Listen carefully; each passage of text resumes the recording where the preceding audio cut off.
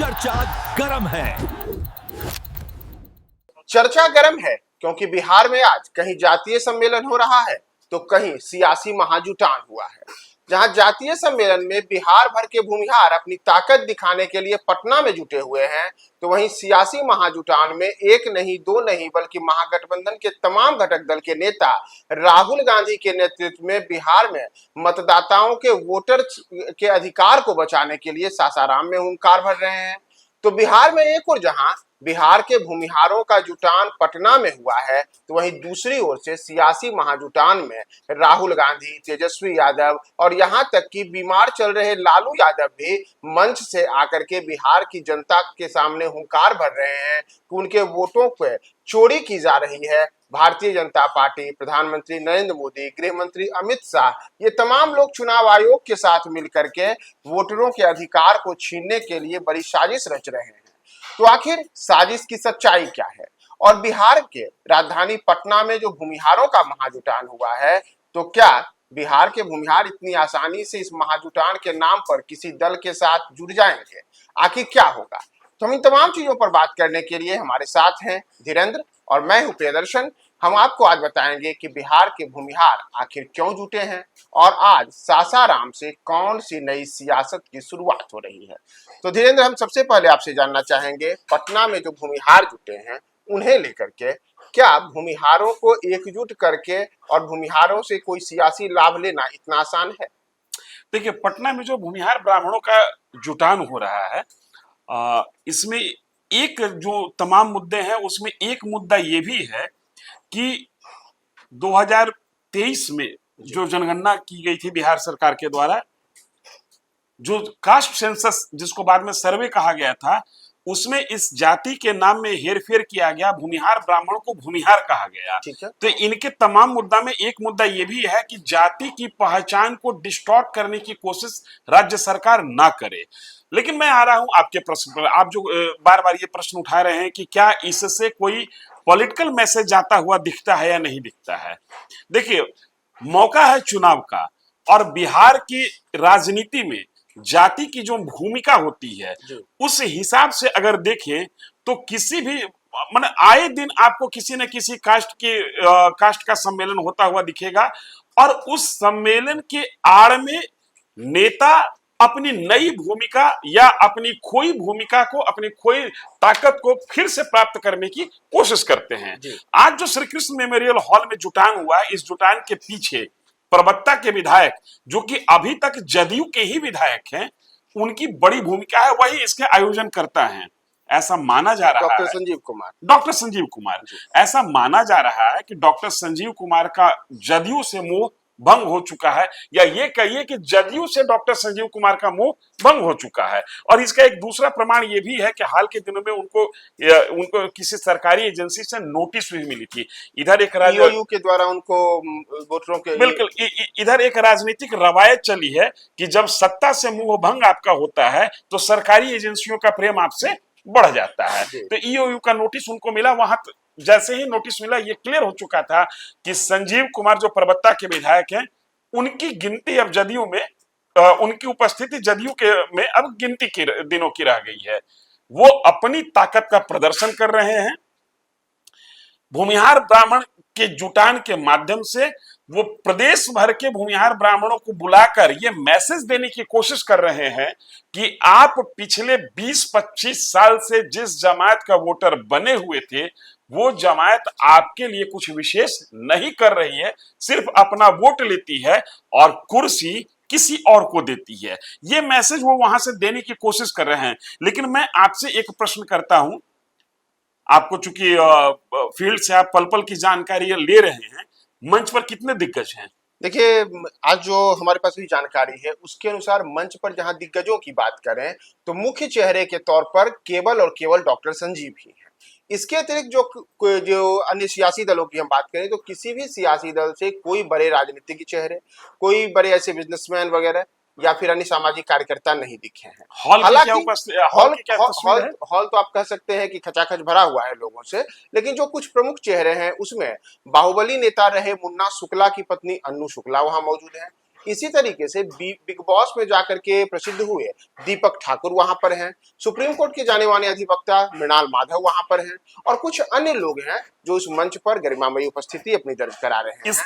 इसका मतलब यह है प्रियदर्शन जी कि संजीव कुमार जो मुहिम छेड़ना चाहते हैं उसके साथ जनता खड़ी दिख रही है, लेकिन जो नेता हैं जिनकी प्रतिबद्धता किसी न किसी पॉलिटिकल पार्टी से है, इसके अलावा जो ऐसे भी समाज के प्रबुद्ध चेहरे जो किसी पॉलिटिकल पार्टी से एसोसिएट नहीं है लेकिन जिनका समाज में वाजिब हस्तक्षेप होता है, वो इस कार्यक्रम से अपनी दूरी बनाए हुए हैं। इसमें एक और मैं आपको जितेंद्र जी एक बात पूछना चाहूंगा कि जैसे इन्होंने जो मुद्दे उठाए हैं, जैसे श्री कृष्ण बाबू को भारत रत्न देना, ईडब्ल्यूएस के अंतर्गत जो आने वाले छात्र हैं उन्हें विशेष किस्म की छूट देना, इसी तरीके से कई अन्य मुद्दे हैं जैसे भूमिहार ब्राह्मणों के नाम को लेकर के जो बातें उन्होंने कही है। एक मुद्दा वो भी है कि जो बिहटा एयरपोर्ट बनने जा रहा है उसका नामाकरण स्वामी सहजानंद सरस्वती के नाम पर रखना। तो ये तमाम चीजें तो वो सरकार में रहते हुए नीतीश कुमार से और प्रधानमंत्री नरेंद्र मोदी से भी कर सकते थे, तो आखिर जरूरत क्या पड़ी कि डॉक्टर संजीव को इस प्रकार की मुहिम छेड़ने की? संजीव कुमार अपने इस कार्यक्रम से यही मैसेज देना चाहते हैं कि मैं सत्ता में रहकर भी, शासन के साथ रहकर भी अपनी जाति के प्रमुख नाम, प्रमुख चेहरा, जिसको आधुनिक बिहार का निर्माता जिनको कहा जाता है, डॉक्टर श्री कृष्ण सिंह को हम भारत रत्न नहीं दिला सके। हमारी आवाज नक्कार खाने में गूंजती टूटी की आवाज साबित होती है जब हम अपने हित की बात करते हैं। तो यही कुछ मुद्दा लेके, यही कुछ संवेदना जगाकर संजीव कुमार आगामी राजनीति में अपनी स्थिति को और सुदृढ़ करना चाहते हैं और अपने साथ अपनी जाति को लामबंद करते हुए दिखना और दिखाना चाहते हैं। आपको क्या लगता है आने वाले समय में डॉक्टर संजीव भूमिहारों के एक बड़े नेता के तौर पर उभरेंगे? मैं भविष्यवक्ता नहीं, लेकिन प्रयास कर रहे हैं। हो सकता है कि सफलता इनके हाथ लग जाए, क्योंकि जो हॉल की तस्वीर आप बता रहे हैं, दिग्गजों का साथ इनको भले ना मिला हो, आम लोग इनके साथ हैं। चूंकि हॉल खचाखच भरा हुआ है, जो तस्वीर मैं देखा हूं उस आधार पर मैं कह रहा हूं, वीडियो जो मैं देखा हूं उसके आधार पर कह रहा हूं कि हॉल खचाखच भरा हुआ है। इसका मतलब कि डॉक्टर संजीव के मुद्दे और डॉक्टर संजीव के साथ उनकी जाति सहानुभूति रख रहा है और उनके साथ कदम ताल करता हुआ दिख रहा है। तो डॉक्टर संजीव को कितनी सफलता मिलेगी यह तो भविष्य बताएगा, लेकिन भविष्य राहुल गांधी का भी तय होना है और राहुल गांधी का भविष्य तय होगा और उसके लिए उन्होंने यात्रा की शुरुआत की है बिहार के सासाराम से। आज राहुल गांधी सासाराम पहुंचे और वहां से उन्होंने वोटर अधिकार यात्रा की शुरुआत की है। इस यात्रा में मंच पर तेजस्वी यादव दिखे, लालू यादव दिखे, तमाम महागठबंधन के घटक दलों के बड़े नेता सामने आए हैं। तो बिहार में जो विधानसभा चुनाव होने वाला है, उसके पहले राहुल गांधी वोटरों के नाम काटे जाने और इन प्रकार के जो आरोप लगा रहे हैं, और यह पहला मौका है कि करीब करीब 16 दिनों की यात्रा पर एक साथ राहुल गांधी बिहार में हैं। तो इससे उन्हें कितनी सफलता मिलेगी? देखिए, इससे उन्हें कितनी सफलता मिलेगी इसका प्रमाण ये है कि उनको बड़ी सफलता मिलेगी। इसका प्रमाण ये है कि आज सुबह तक आप पत्रकार हैं, मैं भी पत्रकार हूं, किसी भी जमात में इस बात की चर्चा नहीं थी कि लालू यादव स्वयं उस रैली में, उस यात्रा की शुरुआत में शामिल होने जा रहे हैं। कल तक खबर यही थी कि तेजस्वी यादव जाएंगे। कल भी हम लोगों ने इस विषय पर चर्चा किया था, लेकिन लालू यादव का उस यात्रा में शामिल होना, राहुल गांधी से गला मिलना, ये बताने के लिए काफी है कि इस यात्रा को महागठबंधन किस तरीके से देख रहा है। मैसेज क्लियर है। लालू प्रसाद यादव अगर जाके राहुल गांधी से गला मिल रहे हैं और मंच शेयर कर रहे हैं, तो एक स्थिति ये बनती हुई दिख रही है कि लालू प्रसाद यादव या राजद को ऐसा लगता है कि रैली सफल हो जाए और यात्रा सफल हो जाए तो पूरा का पूरा क्रेडिट कांग्रेस और राहुल गांधी के माथे न जाए।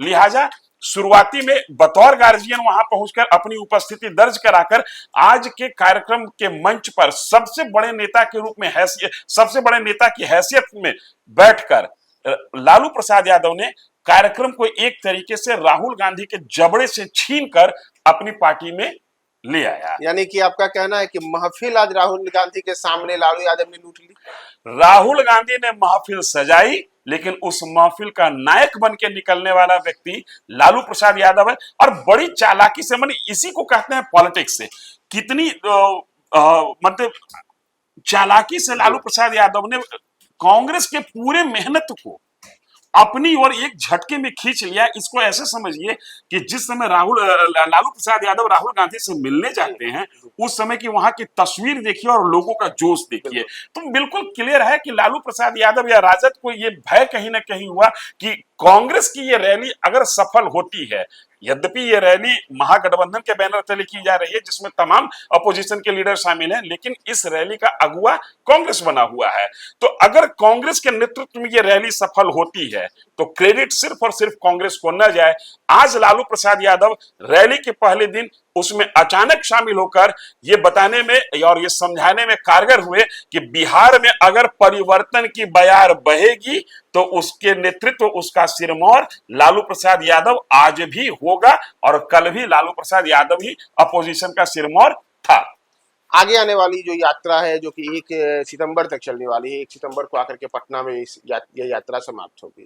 तो इस तमाम यात्रा में आखिर राहुल गांधी बिहार की जनता से यही बातें तो लगातार वो प्रेस कॉन्फ्रेंस में और अन्य माध्यम से कर रहे हैं, तो क्या जमीन पर उतरने से कोई बदलाव संभव है? देखिए, चुनावी साल है जी, आप बार बार देख रहे होंगे कि प्रधानमंत्री का दौरा बिहार में होना शुरू हो गया। चूंकि वो सत्ता में है, इसलिए वो जब भी आते हैं तो कुछ गिफ्ट देते हैं। गिफ्ट देने का मतलब कि कई योजनाओं का लोकार्पण करते हैं, कई का शिलान्यास करते हैं। अपोजिशन भी आम लोगों के बीच में जाने के लिए चुनावी साल में मुद्दा खोजते रहती है। एसआईआर कितना जमीन पर उतरेगा, एसआईआर से लोग कितना कन्विंस होंगे, ये एक अलग विषय है, लेकिन एसआईआर के माध्यम से अपोजिशन जनता के बीच जा रही है और जनता के बीच अपनी उपस्थिति दर्ज करा रही है, संघर्ष करती हुई अपोजिशन दिख रही है। ये अपने आप में एक बड़ी बात है। दूसरी बात मैं कहना चाह रहा हूं, कांग्रेस जिस तरीके से एसआईआर के मुद्दे पर एग्रेसिव हो रही है, और उसमें भी खासकर बिहार में जहां पर कांग्रेस हद से ज्यादा कमजोर है, मुझे ऐसा लगता है कि राहुल गांधी एंड टीम को कहीं ना कहीं ये मैसेज है कि एसआईआर के बहाने कांग्रेस बिहार में अपनी खोई हुई जमीन प्राप्त कर सकती है। मतलब कांग्रेस यहां पर ताकतवर बन सकती है। हिंदी हार्टलैंड में ताकत बढ़ाए बगैर कांग्रेस केंद्र की सत्ता में नहीं आ सकती है। उत्तर प्रदेश में चुनाव है नहीं, बिहार में चुनाव आ गया, राहुल गांधी यहां पर सक्रिय होते हुए दिख रहे हैं, और इसी सक्रियता का परिणाम है कि लालू प्रसाद यादव अचानक आज वहां पर पहुंचते हैं, जिसकी चर्चा कल शाम तक नहीं थी। क्योंकि लालू प्रसाद यादव इस बात को समझ रहे हैं कि अगर हिंदी हार्टलैंड में कांग्रेस मजबूत हो गई तो फिर जमीन उनकी खिसकेगी। तो अब देखना महत्वपूर्ण होगा कि जमीन किनकी खिसकेगी, ये तो आगे आने वाले विधानसभा चुनाव के समय पता चलेगा। लेकिन चर्चा गर्म है कि राहुल गांधी ने अब अपनी इस सियासी यात्रा को बिहार से शुरू करके लालू यादव के लिए तो मुश्किलें पैदा की ही हैं, और साथ ही साथ चिंता की स्थिति तो भारतीय जनता पार्टी, नीतीश कुमार और एनडीए घटक दलों के लिए भी होगी। क्योंकि पिछली बार जब लोकसभा चुनाव के पहले राहुल गांधी बिहार आए थे और उन्होंने यात्रा की थी, तब उस यात्रा के दौरान राहुल गांधी जिन जगहों से गुजरे थे, उनमें किशनगंज हो, कटिहार हो या फिर सासाराम हो, यहाँ तक कि पूर्णिया की सीट हो, इन सीटों पर शानदार सफलता कांग्रेस को मिली। इसमें एक चीज प्रियदर्शन जी और गौर करने वाली बात है। राहुल गांधी ने यात्रा की शुरुआत की है सासाराम से। सासाराम बाबू जगजीवन राम का कर्म क्षेत्र माना जाता है। सासाराम वो जिला है, वो लोकसभा क्षेत्र है जहां पर दलितों की आबादी सबसे ज्यादा है। तो उनका फोकस बहुत क्लियर है कि हमको किस जमात को अपने साथ जोड़ना है। और याद कीजिए, एसआईआर के पहले राहुल गांधी या पूरी कांग्रेस दलित और ओबीसी ओरिएंटेड पॉलिटिक्स लगातार कई बार वो कर रहे थे। तो ये एक बहुत ही शानदार प्लानिंग के साथ कांग्रेस मैदान में उतरी है। कुछ हो, कितना हो ये कहना मुश्किल है, कितना होगा ये मैं नहीं कह सकता हूं, लेकिन कुछ ना कुछ होगा जरूर। और कान तो सत्ता की जरूर खड़क रही होगी, चूंकि राहुल गांधी का मूवमेंट और लोकसभा क्षेत्र में राहुल गांधी के घूमे हुए इलाकों में अपोजिशन की सफलता सत्ता को बेचैन करने के लिए काफी है। तो आप हमारे साथ बने रहें। चर्चा गर्म है कि विशेष कार्यक्रम में हम आपके साथ लगातार बिहार के सियासी और अन्य तमाम चर्चाओं के साथ हाजिर